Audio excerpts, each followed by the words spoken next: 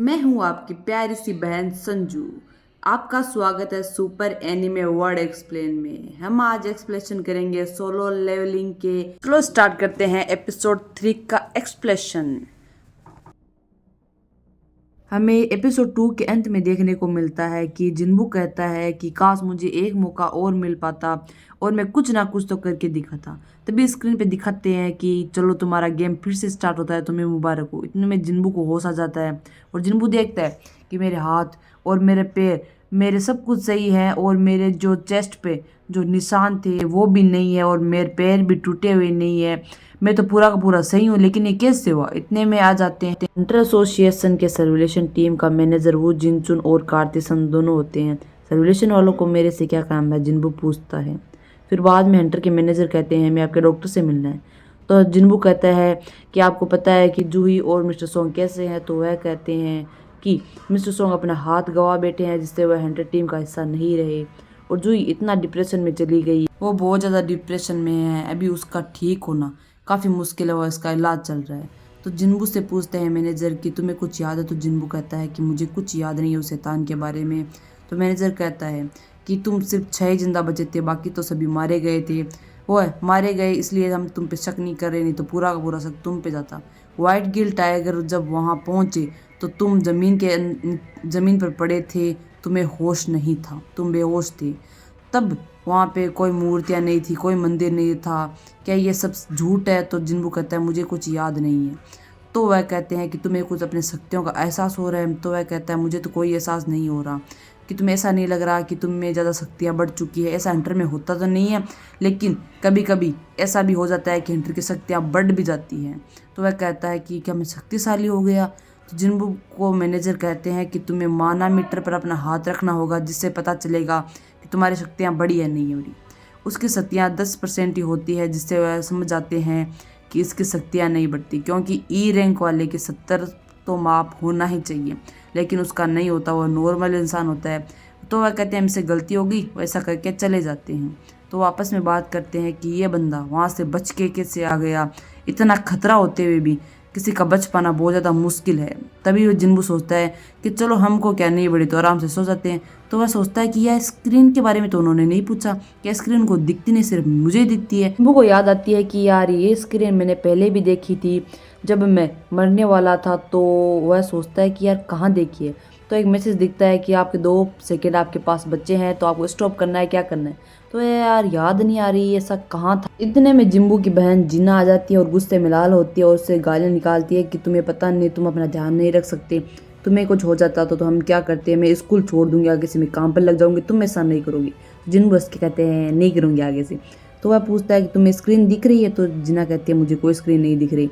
तो बाद में कहता है कि जिना तुम तो एक गेम प्लेयर, तुम मुझे बताओ कि मैं अनरीड मैसेज को कैसे पढूं। तो वह कहती है मैसेज बॉक्स में जाके इसको चेक कर लो। तो वह कहता है ठीक है। इतने में वह वहाँ से चले जाते हैं अपने फ्रेंड जिम्बो के साथ। बाद में उसे स्क्रीन दिखाई देती है। स्क्रीन पर लिखा होता है कि सिस्टम प्लेयर की डेवलपमेंट के लिए बनाया गया, सिस्टम को न मानने वाले को सजा मिलेगी और गिफ्ट नीचे दिए गए हैं। लास्ट स्क्रीन पर लिखा होता है कि डेली मिशन मजबूती की ट्रेनिंग हो। तो जिन्बू कन्फर्म कर देता है, जिससे उसे गोल दिखता है, पुशअप्स भी मिलती है। तो वह कहता है कि यार ये कोई मजाक होगा, बकवास है, मैं नहीं मानूंगा। तो फिर हमें देखने को मिलता है कि जो मैनेजर चेयरमैन गो से बात करता है कि जिन्बू में कोई शक्तियाँ नई जगी है। तो मैनेजर कहता है कि ये स्पेशल केस बनाकर डेटा बैंक में शामिल कर देना चाहिए। तो मैनेजर कहता है ठीक है, हम कर देंगे। दूसरी तरफ एक बहुत बड़ी हंटर टीम का मैनेजर होता है, विचा से कहता है बी रैंक रेड में एक इंस्ट्रक्टर के तौर पे तुम शामिल हो। जितने भी नए हंटर है वो तुमसे सीखे, तुम्हारे लड़ने का तरीका, तुम्हारी काबिलियत। तो विचा कहती है कि मैं कुछ कह नहीं सकती, लेकिन कोशिश जरूर करूंगी। गेट खुल चुका है, सड़क के ऊपर सभी बंदे परेशान हैं, सभी हंटरों का वेट कर रहे हैं कि कब वो आएंगे और हमारी रक्षा करेंगे। दूसरी तरफ हमारा जिन्बू सो चुका है और उसका टाइम पूरा हो चुका है। उसमें जो टास्क दिया था वह टास्क का टाइम पूरा हो चुका है और सभी जगह हिलने लगती है। जिन्बू सोचता है कि यार ये मेरे साथ हो क्या रहा है, मैं कैसी जगह आ गया, मैं तो यार अस्पताल में था और ये जगह कौन सी है। तब उसे पता चलता है कि ये तो एक बहुत ही बड़ा खतरनाक वाला रेगिस्तान है और उसके पीछे पड़ी है एक बहुत ही बड़ी जंगली मकड़ी। जिम्बू को गोल दिखाई देता है 3 घंटे और 59 मिनट और 54 सेकंड का। मकड़ी अपना खतरनाक रूप में उसके पीछे भाग रही है। दूसरी तरफ नर्स ढूंढती है कि यार इस बंदा ये जिम्बू कहाँ गया, जिम्बू तो हमारा रेगिस्तान के अंदर है, अपना डेली का मिशन पूरा कर रहा है, अपना गोल पूरा कर रहा है। मकड़ी उस बंदे के पीछे है और हमारा जिम्बू आगे भाग रहा है अपनी जान बचाने के लिए। अभी जिम्बू के पास अभी 2 घंटे और भागना होगा। नर्से सोच रही है कि यार ये जिम्बू कहाँ गया, काश वो अपने कमरे में होगा, कहीं नहीं गया होगा। इतने में वापस देखने आती है तो जिम्बू का टाइम पूरा होता है, जिम्बू अस्पताल में आ जाता है और उसका गोल पूरा हो जाता है, आई मीन मिशन पूरा हो जाता है। नर्स देखती है और ये तो यही पर नीचे पड़ा है, उसे बेड पे सुला देती है। दूसरे दिन अपने आप जिम्बू खुद का डेली रूटीन पूरा करने के लिए एक्सरसाइज करने के लिए जाता है। दूसरी तरफ जूही को फोन आता है एंटर टीम के मैनेजर का कि जूही तुम्हें हिप जॉन का डी रैंक का गेट दिखाई दिया है, तुम्हें वहां जाना होगा। और वह कहते हैं कि जिम्बू को भी होश आ गया है। यह सुनकर जूही खुश हो जाती है और वह उससे मिलने के लिए हॉस्पिटल जाती है। तो वहाँ वह उसे के फूल लेके जाती है उसके लिए, लेकिन जिम्बू तो अपनी प्रैक्टिस में लगा हुआ है। ये देख के जूही सोचती है कि मैं इसे नहीं मिलूंगी और वह वहाँ से चली जाती है। और जिम्बू सोचता है कि मिशन पूरा करने पर मुझे 3 इनाम भी मिलते हैं, ये स्क्रीन तो सच में कोई मेरा मजाक नहीं है। मेरी थकावट भी दूर हो जाती है, मैं रिकवर भी हो जाता हूँ, मैं ताकतवर भी हो रहा हूँ और इसमें एबिलिटी पॉइंट भी बढ़ता है, ताकत भी बढ़ती है और स्किल इन्वेंट्री की भी स्क्रीन है। जिम्बू ये सब सोच के हंसने लगता है कि यार ये सब कुछ मेरे जीवन में बहुत अच्छा हो रहा है, मैं पहले से ज़्यादा काफ़ी स्ट्रांग हो रहा हूँ। तो वहाँ पे सभी लोग उसको देख कर कहते हैं अरे क्या हुआ तुम्हें। मिशन पूरा करने से जिम्बू को एक मिलता है लूट बॉक्स। उसे कई प्रकार के इनाम मिल चुके हैं, लेकिन इस इनाम के अंदर उसमें निकली है एक चाबी। जिम्बू सोचता है मुझे हर बार कबाड़ ही मिलता है, लेकिन ये शायद मुझको मजबूत बनाएगी और ये एक तय खाने की चाबी होती है। दूसरी तरफ डी रैंक का गेट खुल चुका है, सी रैंक के भी बहुत ज़्यादा गेट खुल चुके हैं, लेकिन उनसे तो हंटर टीम निपट रही है, एक एक करके उनको सभी को तबाह कर रही है। और जिम्बू अपने पुराने दिन याद करता है कि मेरी माँ कैसे बीमार हो गई थी और जब मैं अचानक अपनी माँ को बेहोश देखा तो जिम्बू अपनी माँ को डॉक्टरों के पास लेकर जाता है। डॉक्टर कहते हैं कि ये इंटरनल स्टीव है, ये अब सोई रहेंगी, कभी उठेगी नहीं। ये बीमारी गेट के नजर आने के बाद सामने आने लगी है। 10,000 लोगों में से सिर्फ एक पर ये असर पड़ता है। जिम्बू ने कितनी मेहनत की पैसे कमाने के लिए, मजदूरी भी की, फिर वह अंडर टीम की परीक्षा में पास हो गया। जिम्बू जूही से कहता है कि मैं आपको सब कुछ सही कर दूंगा।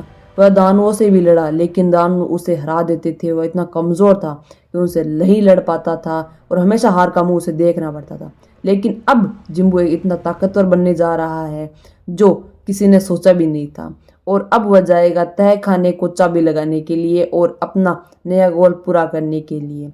तो जब वह तह खाने को जब लॉक खोलने के लिए चाबी लगाता है तो एक बहुत ही बड़ा और विशाल गेट उसके सामने आ जाता है, जिसे जिम्बू देखकर हैरान हो जाता है कि अब मैं इसके अंदर जाता हूँ और सभी दानों को हराऊंगा।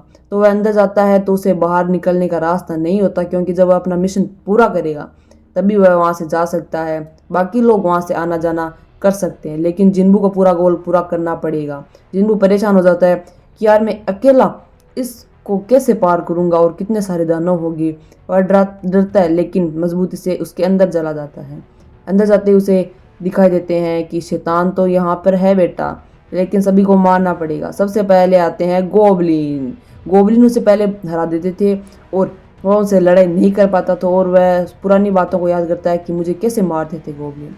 लेकिन इस बार होने जा रही है बहुत ही खतरनाक लड़ाई। गोबलिन और हमारे जिम्बू की फाइट होती है खतरनाक वाली। जिम्बू पर कई बार हावी हो जाते हैं गोबलिन, लेकिन जिम्बू ने ठान लिया है कि इनको मारे बिना मैं दम नहीं लूँगा, सांस नहीं लूँगा। तो एक एक करके वह उनसे लड़ता है और एक एक करके सभी को मौत के घाट उतार देता है। जिम्बू एक को मारने पर खुश होता है, चलो एक तो मर गया है यार, लेकिन जब वो दूसरे को मार देता है, ऐसे कर तीसरे को मार देता है, तो जिम्बू सोचता है कि यार मैं तो ताकतवर हो गया, ये मुझे ताकतवर बनाने के लिए है मेरे हिसाब से, ये सब सोचता है जिम्बू। इतने में जाता है भेड़िया, ये वो बहुत ही गोबलिन से वो खतरनाक ज़्यादा होता है। तो जिम्बू सोचता है कि यार मैं इसको कैसे हरा पाऊंगा, ये तो बहुत ज़्यादा उनसे भी ताकतवर है गोबलिन से। इसने में वह उस पर हमला कर देता है और जिम्बू पे बहुत ज़्यादा घाव लग जाते हैं।